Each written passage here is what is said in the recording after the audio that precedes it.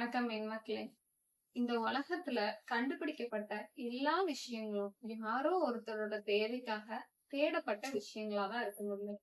அப்படி கண்டுபிடிக்கப்பட்ட விஷயங்கள் அவங்களோட தேவையை மட்டும் பூர்த்தி செய்யாம அடுத்தவங்களுக்கு பயனுள்ளதா இருந்ததாலதான் என்னவோ அதெல்லாம் சாதனையா மாறி இருக்கு. இப்படி சாதனை பண்ண நிறைய பேரு அவங்களோட சக்சஸ நமக்காக விட்டுட்டு போன ஒரு சில பொக்கிஷங்கள் தான் புத்தகங்களா நம்ம கையில இப்பவும் இருந்துட்டு இருக்கு. ஒரு புத்தக ரீடராலதான் லீடரா ஆக முடியுங்கிறது நான் கான்பிடென்டா நம்புற ஒரு விஷயம். அப்படி புத்தகங்கள்ல கிடைக்கிற நிறைய விஷயங்களை நம்ம வாழ்க்கையில நம்ம பயன்படுத்துறது மட்டும் இல்லாம அந்த விஷயங்களை ஃபாலோ பண்ணி நம்ம வாழ்க்கைய இப்ப இருக்கிற நிலைமை மாதிரி இல்லாம ரொம்ப அழகா மாத்துறதுக்கு முடியும். அது நம்ம கையில தான் இருக்கு.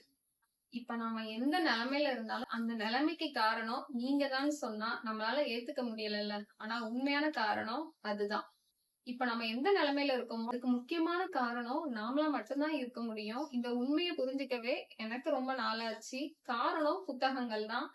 இந்த புத்தகங்கள் மட்டும்தான் நம்ம யாருன்னு நமக்கு காமிக்கிற ஒரு விஷயமா இருக்க முடியும்.